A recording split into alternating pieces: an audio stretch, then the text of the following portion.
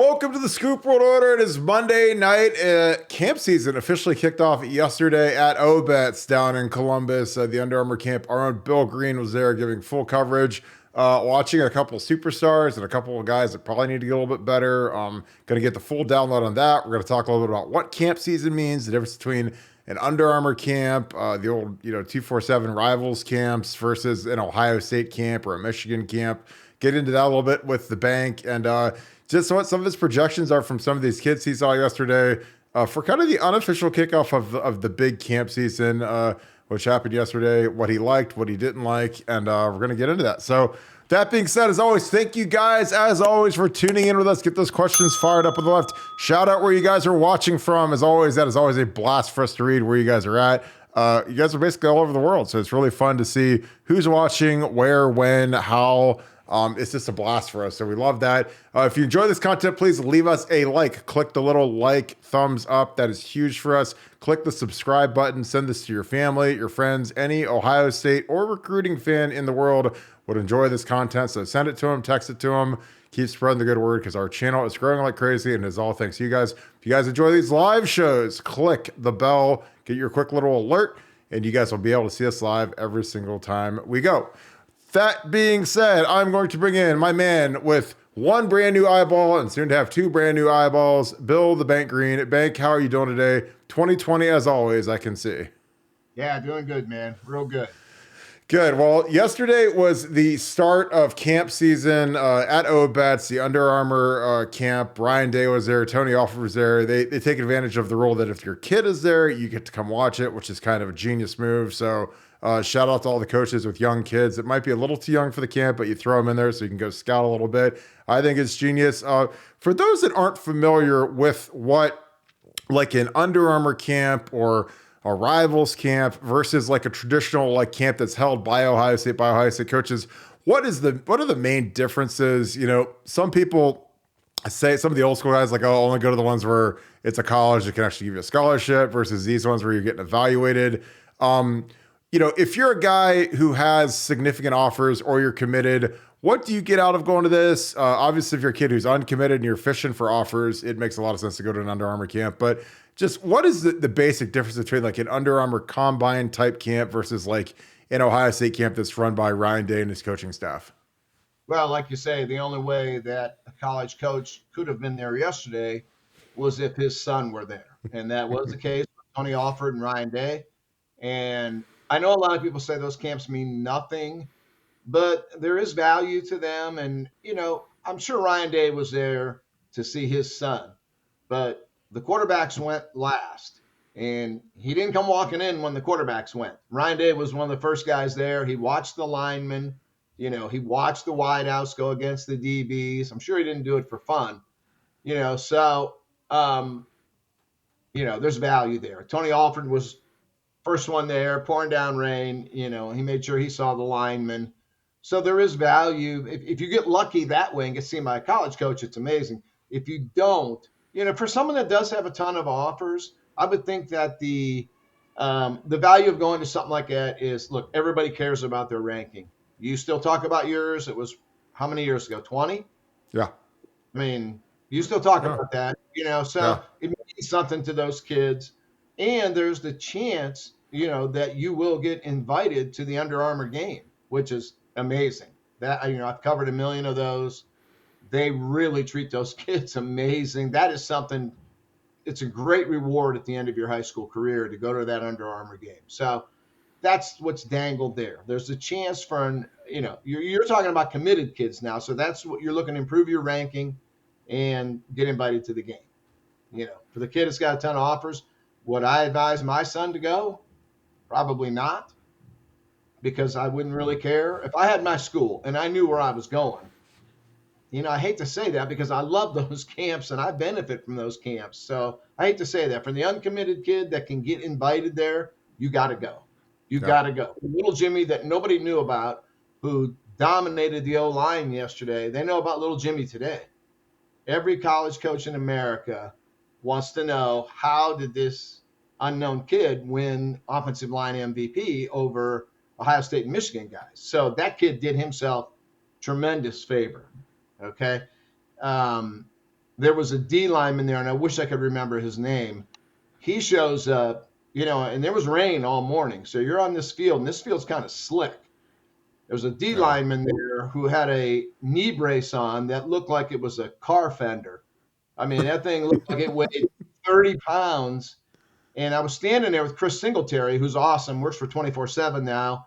He was the Mark Pantoni guy from Michigan under Rich Rodriguez. He worked for Rich Rodriguez out in Arizona. He worked for Kevin Sumlin at Arizona. He's now working for 24/7. And I told Chris, I said, what is this guy doing here? And he goes, are you kidding me?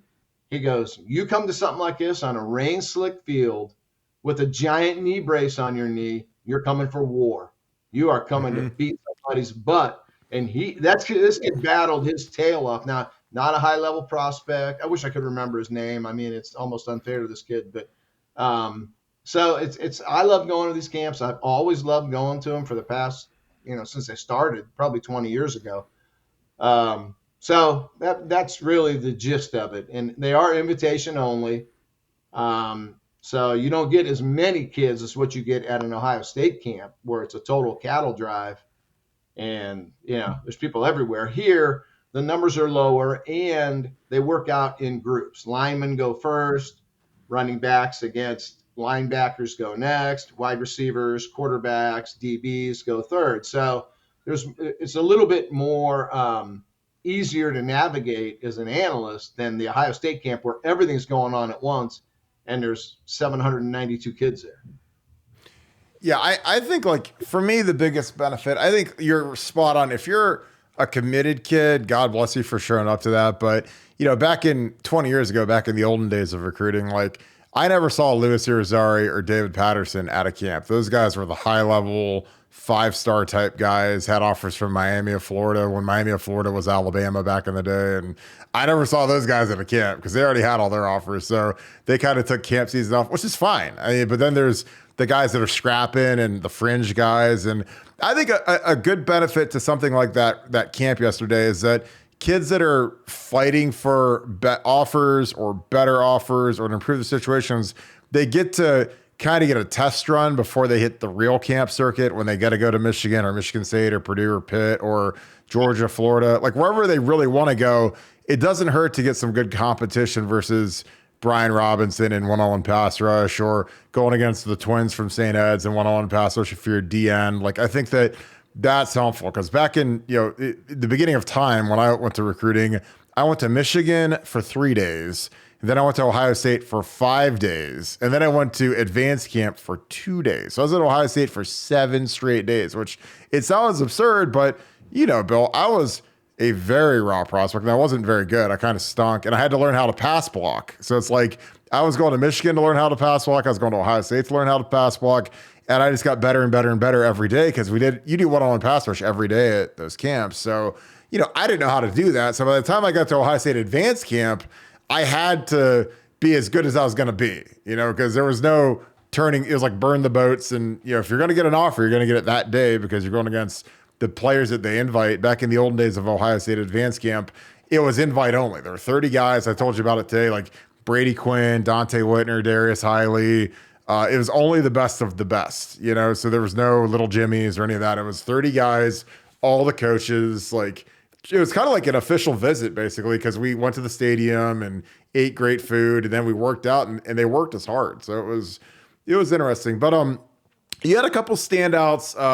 We're going to start with Bryce Underwood because he seems like the guy that really had a nice day, a guy that you think is a premier type prospect, a guy that, frankly, if we could get him in that 25 class, you'd be excited. But tell us a little bit about him. And I'm going to get his film cranked up here so some of you guys can see some of his game film. Yeah, I mean, what I saw yesterday was everything that we're going to see in this film. I mean, he is so accurate.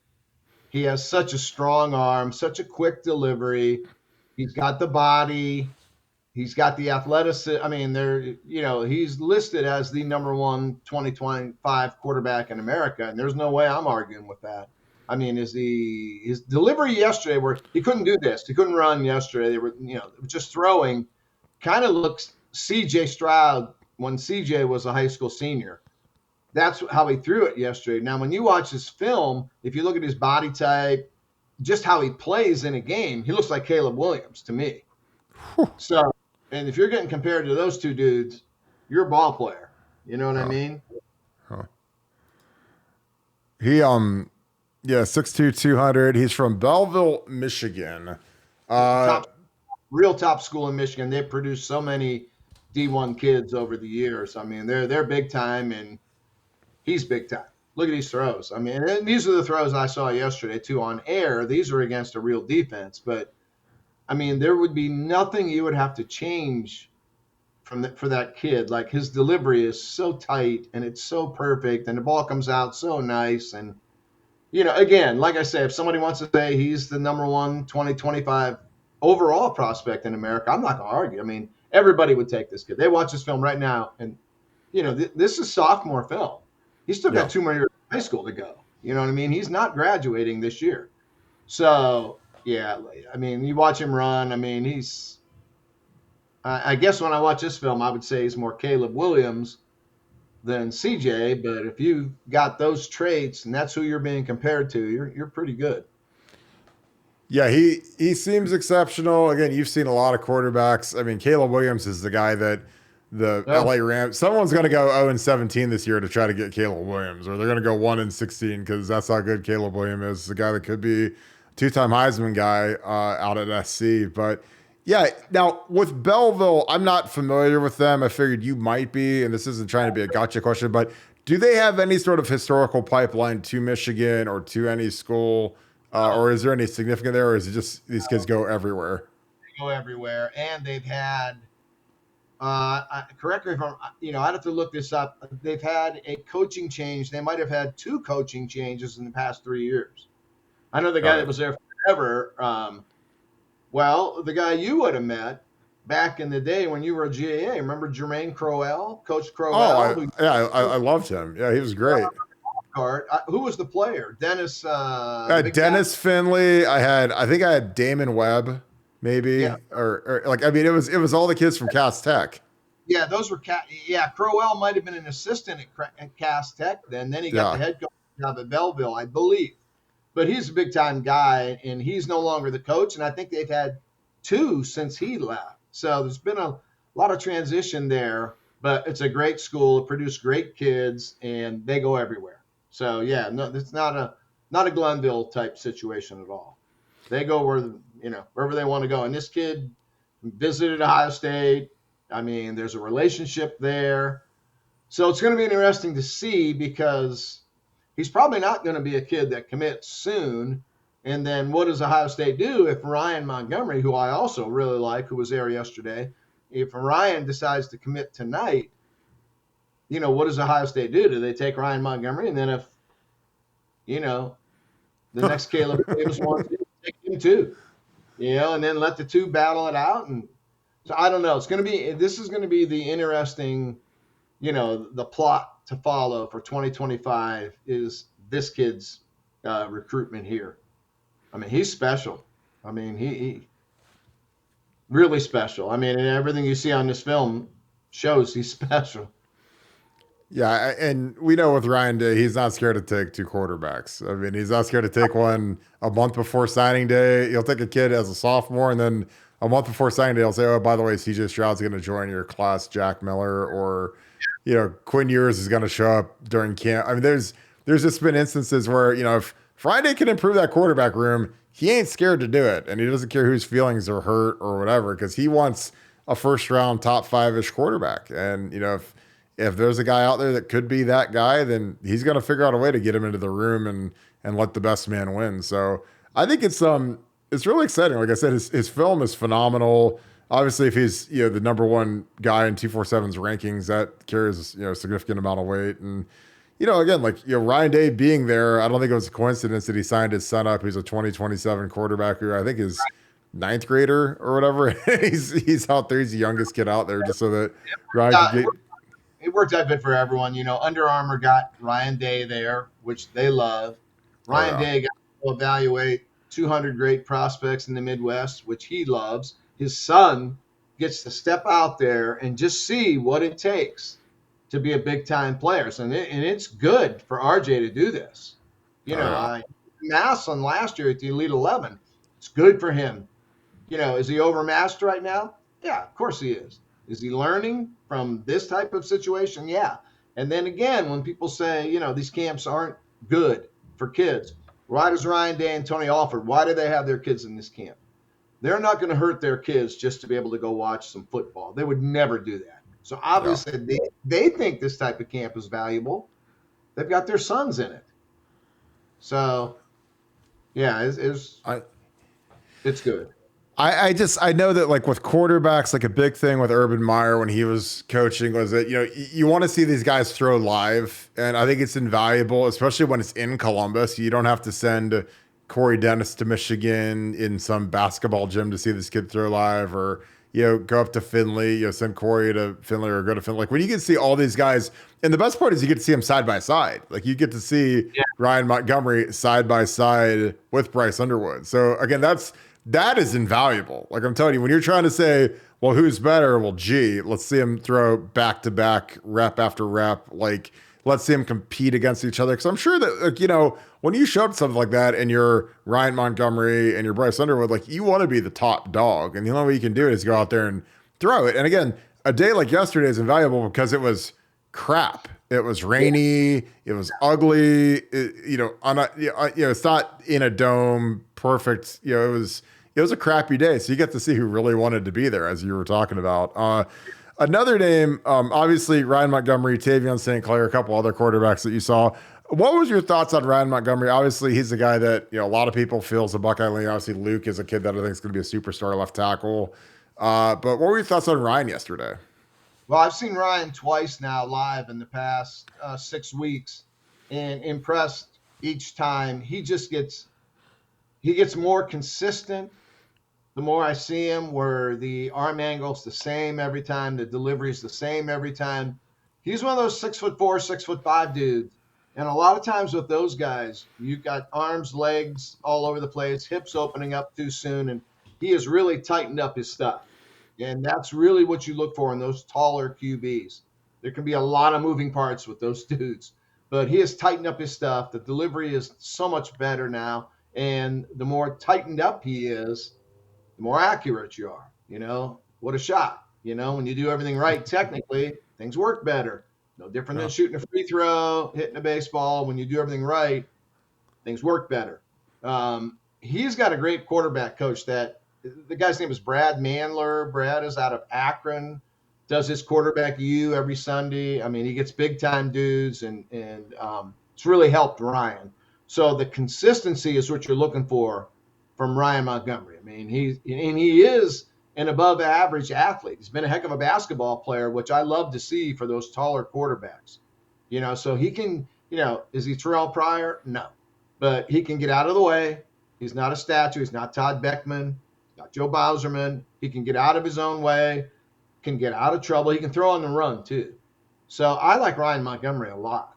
There was another quarterback there in that class who's ranked lower. Tavion St. Clair was really good. Like, I watched this film and I thought there was a gap between, St. Clair and Montgomery, but man, I don't know. He threw it really well yesterday. And it looks like he's gotten a little taller, a little bigger.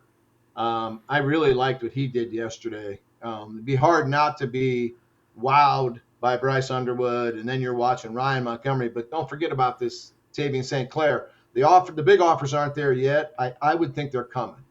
Again, these guys they're sitting in sophomore English class tomorrow. They got 2 more years of high school football to go. So these are just babies in terms of development. So, but those 3 really stood out. They were really good. Yeah, with Brad Mandler, he's a guy that tutored Drew Aller. How does Ryan compare at this stage to where Drew Aller was at a similar age? Drew was pretty special early on. I mean, I saw Drew as a sophomore, and my gosh, you just knew he was going to get better. I mean, I think Ryan, I think it's comparable that, in the development of these kids, really what takes place your junior year, the summer of your junior year, and into that's when for those guys, the real development's going to start now. So the ceiling is so high. That's why those guys have offers from everyone, because they're already good, and the development is they're still works in progress. Bryce Underwood's not ready to step in tomorrow and take snaps at Bama, okay, despite what people think. So, yeah, I like Ryan Montgomery a lot. I mean, and, it's just Bryce Underwood is in the picture, and Bryce Underwood is in the Ohio State picture, 100%. They're in that one, so it's going to be interesting. That's the series you want to watch over the next year. And Bryce Underwood could be a kid that doesn't decide until December, of his senior year. I don't know. I don't know what his plans are. But again, he's just a baby. They got 2 more years of high school to go. So to watch the visit pattern of Bryce Underwood this year will be interesting. Where does he go to camp this summer? And then what games does he go to next year? What campus is he on for games next year? That's going to be really fascinating to follow with him. So, let the 2025 quarterback derby begin. I mean, and it's already begun. Oh, yeah. Do you think we have a committed quarterback by the spring game next year, a la Dylan Raylan, when he committed kind of silently at the spring game, gave it a couple months? Do you think that we have a guy in the boat by then? Well, I think there's a difference between Underwood and Ryan Montgomery. Ryan Montgomery is not the top quarterback in America. Okay, so people are not, that you don't want to be left standing when all the chairs get filled. Okay, you don't want that. So I could see Ryan Montgomery being committed fairly soon, and I think it's a family. The father played D1 football. Older brother Luke went through the recruiting process, so they know the game, and they know well that their clock is probably ticking. They've got great offers, but when Georgia gets their quarterback and Ohio State gets their quarterback, Penn State gets their quarterback, Notre Dame gets their, all of a sudden the chairs are filling up. Yeah. And maybe you end up at a place that you never thought you were going to end up at. So I expect Ryan Montgomery to be committed fairly soon. I mean, maybe by the start of his junior year. It wouldn't shock me to see him go through this summer. And he's visited everywhere. He and his dad have been all over. I don't know what visits are left to take. I don't know what there's left to do for him. They've really accelerated his recruitment, through his sophomore year now. So I could see Ryan being committed by September 1 of this year. Wouldn't shock me at all. Do you think that the reason why a quarterback would take more visits is due to the transfer portal now? Just because, there's a lot of movement in coaching. There's a lot of, if you're a quarterback and, see, they take CJ, you sign up and then they take, Bryce Underwood and all of a sudden he shows up and beats you out. Like, you got to go do what's best for you. Like Jack Miller. I mean, Jack Miller was committed as a sophomore. CJ Stroud shows up senior year of high school and then he beats them out, number 2 pick in their draft. And Jack Miller is kind of off into, to Florida. And then he sits behind AR-15. Like, he's 0 for 2. He's behind CJ Stroud, then AR-15 and went 4th overall. But do you think that's part of the reason why you go and visit all these schools is just in case it doesn't work out? You've got a soft landing spot? Yeah, I don't think that's the plan by Ryan Montgomery and his dad, Mike. I don't think that's their plan, but that is an added benefit. Yeah. Someday that you've made relationships. You do have relationships, and you've seen these schools. So, but I don't think that's really in their mind right now. I think they're trying to find the right fit for that kid. Where's he most comfortable? So we'll see. But I would expect Ryan to be committed by September 1. I really think he doesn't want to lose a chair. Yeah, that makes sense. And I wasn't saying it about them. I was just saying it about quarterbacks in general, just because there's only one guy that takes the snap. It's not like if you're an offensive tackle and you get beat out and you can go play guard or center. Like, when you're a quarterback, like, there's one guy that gets to touch the ball. And if you get beat out by a guy, there's no shame in getting beat out by CJ Stroud to get second in the draft, but you gotta hopefully have somewhere soft to land. But I think it's just a different time and place. We're gonna go corners now. So you had Terrion Nichols, who's a guy you like, Aaron Scott, who's probably gotten more buzz than anybody just because of the Michigan heat wave that's going on up there.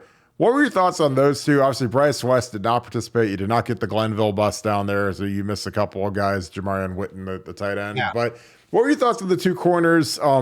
And obviously, with the way we recruit some of these national guys, like like your boy Zabian, and those guys, like, I mean, do we? Where are we at with these two, in your opinion? Well, I think Terry Nichols is probably OSU worthy. I mean, I think they've taken guys in the past that aren't better than him, Hmm. But if you look right now, oh my gosh, you got Bryce West, Aaron Scott, Miles Lockhart, Xavier Brown. Would I take, you know, Terry on over any of those dudes? No, I'm not. Is he OSU material? He might be. So he could be a guy that goes to Kentucky and starts as a freshman and is a second round pick in 3 years. You know what I Hmm. mean? It could happen. But I would not take him over the other four that I mentioned. I'm going to wait and see what those four do before I come. He's in the book, the Plan B. That's the term. That's why they originated that. Is he on the board? Hmm. Oh yeah. Is he behind a bunch of dudes? Yes. Yes, he is. So, but I liked him. And then Aaron Scott. I like him. I've always, had him ahead of Bryce West as a prospect. I love both. I'll take both right now. But I've always had Aaron a little bit ahead of Bryce, and now I think the services have finally moved Aaron ahead of Bryce. Now, Aaron wasn't perfect yesterday, and like when I talk about these guys, I mean, I almost feel like I'm the curmudgeonly old dude that is mean to everybody and he hates everyone. And that's not the case. But like I said, when I'm evaluating guys, it's with one thought in mind. Does that guy help beat Bama? Does he help you beat? I'm not interested in beating Indiana. A starter that helps you beat Indiana, and I'm not interested in that. Does he? Because I think that's what the fans want. I think the fans want national championship. So that's where I look at these guys. And Aaron got beat yesterday once or twice. He also locked down a million guys, but he wasn't perfect. It wasn't like watching Marshawn Lattimore at the Under Armour practices every day, locking down everybody. It wasn't that. But Aaron Scott's good. I'll take him right now. Um, tall, long kid, great hips, can really flip them. I'll tell you something that bothered me, and is Aaron Scott got beat deep one time on a straight go route. And that bothers me more than when somebody gets juked. You get juked because your Hmm. technique was wrong. We can fix technique. Can't fix speed. I'd love to see Aaron's track time, and I don't remember who beat him. It wasn't Milan Graham, who's going to run by everybody. So that kind of bothered me about Aaron too. But this is nitpicking, total nitpicking. I'll take him right now. He's going to be a better college player than Cam Brown, probably a better college player than Denzel Burke. Them guys have been starters for you. So I'll take Aaron Scott today and love to have him. But, you know, he's he's a mid to high 4 star. He's not a 5 star. Okay. He's not Marshawn Lattimore yet. But I really liked him. And then, like you say, a lot of times when you get recruited by Ohio State, a lot of it is who are you competing against for that spot? You know what I mean? Terry Nichols, a couple of years ago, maybe he's their number one guy or their Yeah. number two guy on the board. Now he's got to go against these guys that are amazing players. So that drops him down to maybe 5 or 6 on their board. A lot of it is when you graduate. Who are you going against? Oh. So he's Nichols is a really good player. I take him. If I had room, I would take him. If we're taking 6 corners, I'm taking him. If you're only taking 3 or 4, not him. He's 5 or 6. But Yeah. he's a heck of a player. But Aaron Scott is and you look at Aaron Scott being coached by, Tim Walton every day. Where does he take him? And Aaron has gotten great coaching from Mo Douglas. Mo was an NFL DB for 10 years. Hmm. So yeah, I like Aaron Scott a lot. A lot. I love that. Well, I'm gonna skip Chris Henry. We're gonna end with Chris Henry and on a high note. Gonna go to the Yeah. O line, which was kind of a mixed bag to say the least. We had the Armstrong Twins. We had Mark Nave. We had the big kid Ben Roebuck, who's committed to Michigan. None of those guys won the Under Armour MVP, which kind of raised an eyebrow to me. Bank, you were there again. I know that these guys are projects; they got a lot of work to do. Yes. I frankly would be Somewhat upset if I was one of those guys and I didn't win the MVP when it's kind of written in soft pencil on the trophy before you even show up because you're an Ohio State commit. These Under Armour guys are dying to invite all the Ohio State guys to this game, and none of them got an invite. So, what'd you see? What'd you like? What didn't you like? What do these guys need to work on? Well, Mark Nave first is out of shape and he's overweight.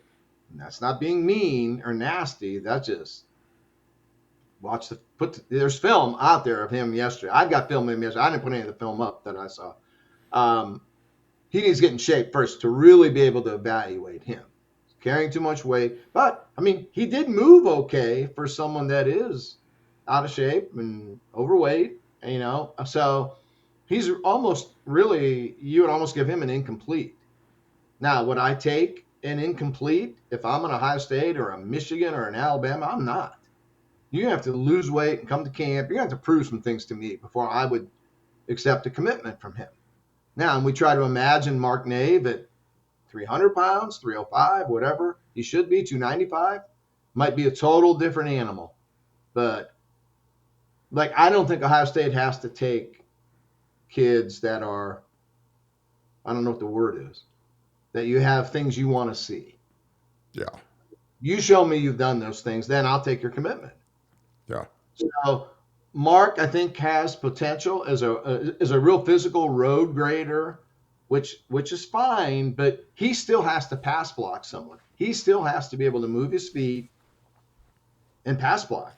And he's not in shape right now. So get him in shape. Let's take another look, The Twins are not identical players, and I try to never mention them as the Twins because I think it's wrong. You know what I mean? Devontae's an inside guy.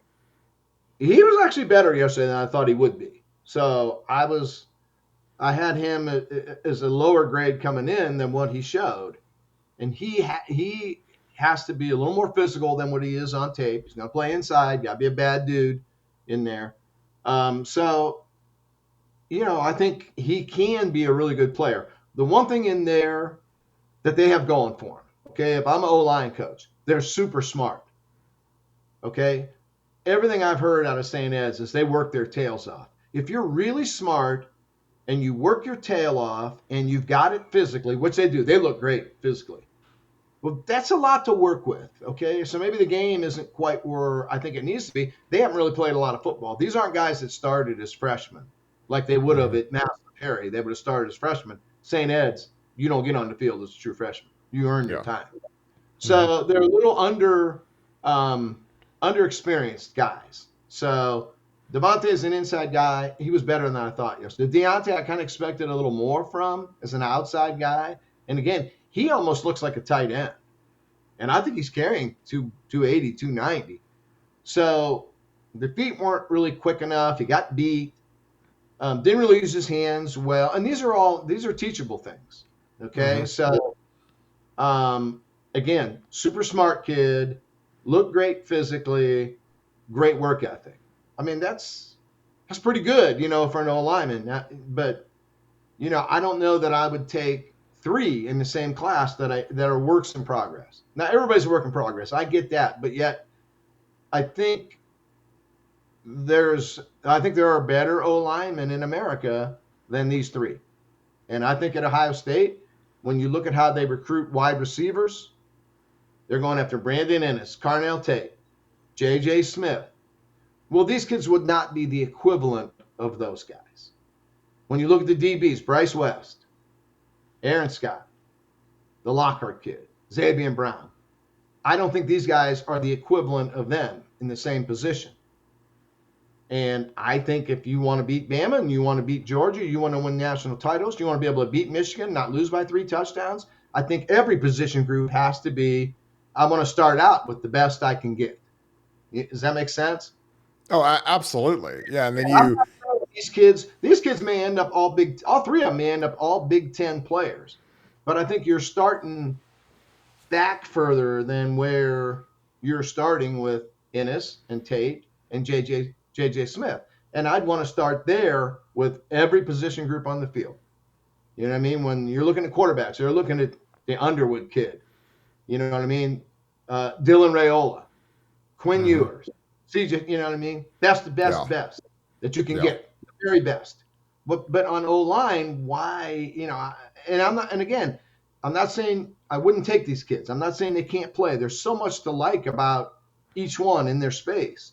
But I'm not going to sit here and say that these three guys are the best O-line recruits you could get in America.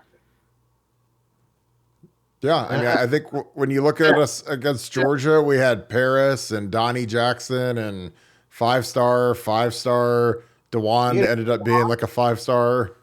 DeWan was a project, and he panned. And for everyone that says DeWan was a project, yes, he was. But then I'm going to name, we can look at that room right now, and I'll name A, B, C, D, all projects. They going to play? No. Not for Ohio State. Play for Akron. So that's what I'm saying. And again, there's a lot to like about each one of those guys, but I wouldn't compare them to J.J. Smith or Mylan Grant. You know what I mean? So there's different levels. And I think I would want the best of the best of the best of the best in each position group I was bringing in. I totally get that. And again, I think that, that's the way Urban wanted it or tried to do it. Oh, yeah. I mean, Urban's going Nick Petit-Frere, taking Nick Petit-Frere from Bama. And, he was in fist fights. I mean, taking Von Bell from Bama. And, I mean, fist fight wars with Urban. And Raekwon McMillan. Like, those guys were unheard of when we had Tress. And for the most part, like, we're not pulling those types of guys from Georgia, and the Bulldogs and Bama want them. So I get it. It's just going to be interesting to see what they do. Because honestly, if I'm running the show, I'm saying, guys, like, we want you guys to come to Ohio State camp and be a lot better when you guys come. Like, get in shape and you guys got to dominate for us. That's like something that, because they weren't. The thing about it is the defensive ends that they were going against. They weren't going against Jadeveon Clowney, and they weren't going against I looked at the DNs that they were going against, and those guys aren't playing. They're not playing at Georgia or Bama or Michigan or. I mean, Brian Robinson is a kid that is a great projection potentially, but I didn't see any reps against him. Like, I saw him going against like some kids that they're not going to see those guys in the Big Ten, or if they do, they're playing at Indiana. Now, Brian didn't go against, Deontay, who's tackle, or Ben Roebuck. He didn't go against either of them, and Brian is another. Brian is another case entirely of a kid that, he's not going to end up in Ohio State, I don't think. Things happen, but he's a kid that you just want him to be better than he is because he is a great kid. Mm-hmm. I mean, first in every drill. When the bags aren't aligned properly, he jumps out of line and straightens the bags up. He cheers every single kid on in his group. It's almost a little over the top almost, but you'll take that over the a-hole that is just a total jerk and a prima donna. Last in line and disinterested. He's awesome. And Brian, there's so much to like about him. And when they go through the cone drills, he looks like a deer jumping over a fence in the snow in the winter. It's so pretty. And then he goes one-on-one, and it's like he's being stopped by a tackle that should not be able to stay with him.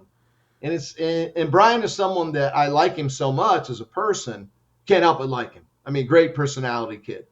And you want him to be better. And you put the film in, the film doesn't match up. And I watched him yesterday. He didn't dominate those D linemen or the O linemen like he should have. There were guys that he should have just torched, and he didn't. But again, he's almost like either of the Armstrongs in that great kid, great work ethic, unbelievable measurables for Brian Robinson. So do you take that kid knowing all those things and think we're going to get it out of him? He's probably going to end up at Pitt. He could end up at Michigan. And then if someone can just, get that light clicked on, and it's not effort, it's not intelligence. He's got all that. He tries. It's just, why is it not working? I don't know. He should be a better The film should be better. It doesn't marry up to what like the camp, the combine, the measurable stuff is. I don't know why. I mean, but I, if I'm I gonna take a chance, if I'm gonna take a chance, I'm gonna take a chance on that 3-point student who's a great kid, who wants to be great, who's willing to do whatever he has to do to be great. I'll take a chance on that guy over the prima donna guy that's got issues. I don't like issues. Yeah, I just think there's some defensive ends that just don't have that natural like slipperiness. Like they like in terms of the pass rush, there's guys. That Zach Harrison was a classic where it was like he was like a giant. It was like his entire pads were so like Velcro, and he'd run into the tackle, and it was like, and that's what it was. Like that's what some of these guys are like. Some guys that run 5 flat can get around tackles, and some guys that run 4.6 can't get around tackles, and it's flexibility, it's hands. It's just I just call it like a slip. Like Von Miller is like a little. Yeah, he's a monster. He's a Hall of Famer, but like super slippery. Like the guys that can just get past linemen. Their hands are great. They just don't stay blocked. I mean, Nick Bosa is probably the best one I've ever seen, but he's obviously a Hall of Fame level talent. But there's guys that aren't Nick Bosa level talents that can just get past linemen. And then there's some guys on the other end of the scale, like Zach Harrison, and it sounds like Brian's like that they're just like they're Velcroed to guys that shouldn't be able to block them. Guys stay blocked, Yeah. So, and then, like I said, I don't know if you're ready to wrap this up, but you got to touch on those 2 wide receivers. Oh, I'm literally going right to Chris Henry Jr.'s film. So bank Chris Henry Jr., your number 1 draft pick from the Under Armour draft of yesterday. If you could take one guy on the field, why is it Chris Henry Jr.? Well, he wasn't the best overall player there, but my gosh, you look at this kid. I mean, today he went to high school at Withrow and he sat in freshman science, freshman English. He shouldn't be able to do the things that he's able to do right now. He's a legit, I mean, 6'4.5", 6'5", legit.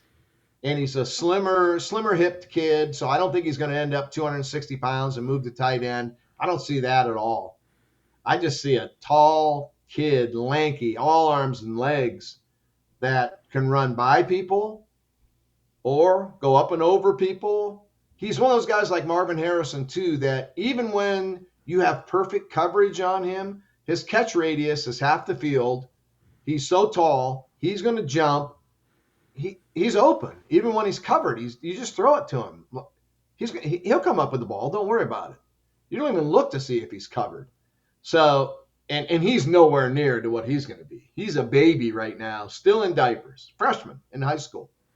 But my gosh, when I look at him down the road, I see what I saw in J.J. Smith when the SFE guys told me about their little baby bird that they had, a couple of years ago. That's this kid. I mean, the skill chart is A+. He's got to work. He's not there now. He's not ready to step in and start for Bama tomorrow, but he's going to be someday, and I mean, the relationship, he's been adopted by Pac-Man Jones. And when I first read that, I thought, man, I don't know if Pac-Man Jones can take care of himself, let alone take care of a high school kid. No, I saw the relationship yesterday. I spent a lot of time with Pac. He's good friends with Mike Grace, who coaches in Cincinnati. And I was so impressed with him and his relationship with Chris. Got on his butt when he needed to and patted him on the back when he needed to. But Chris is going to get every day, he's going to get coached by a guy that tried to stop the Chris Henrys all those years. And I kind of like that angle. All right. Where Chris Henry is going to get taught what that guy across from you is trying to accomplish. And this is how you beat that corner. So I like that.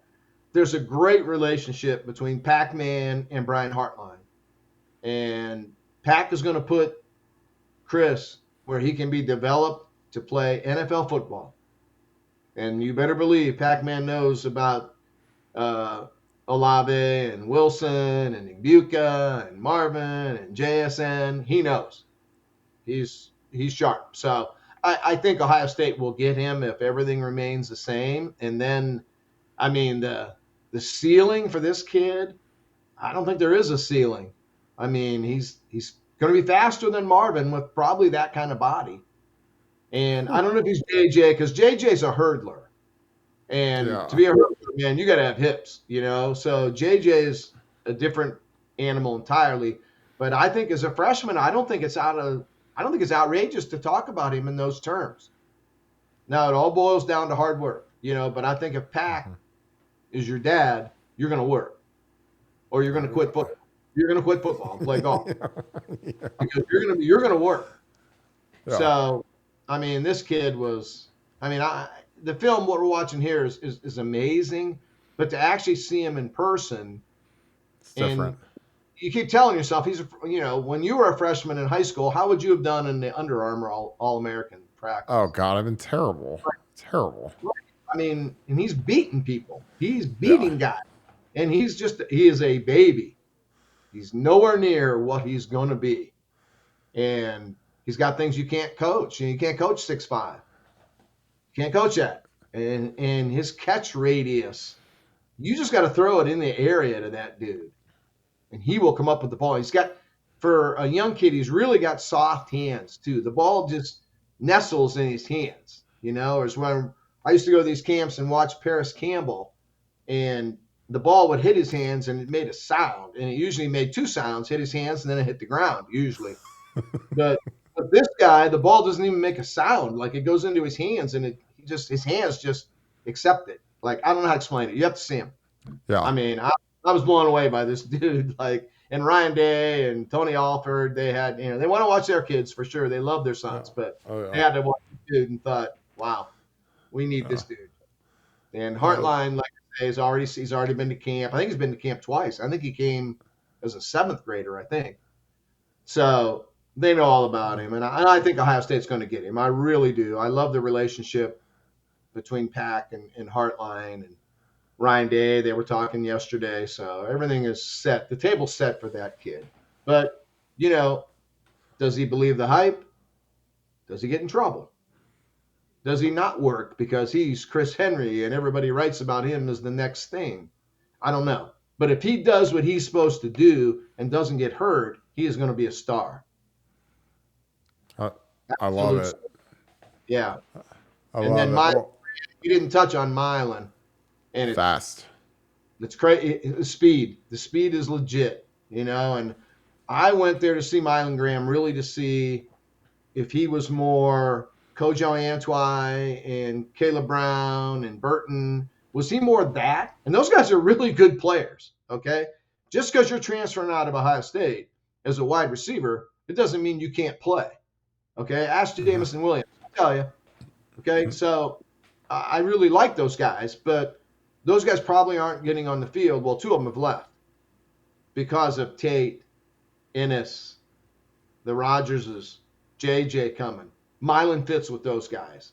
Now, he's a shorter guy, like a 6 foot tall guy, maybe 175 pounds. He has to get stronger, but he can freaking fly. And he really knows how to track a ball in the air. And you either have that or you don't.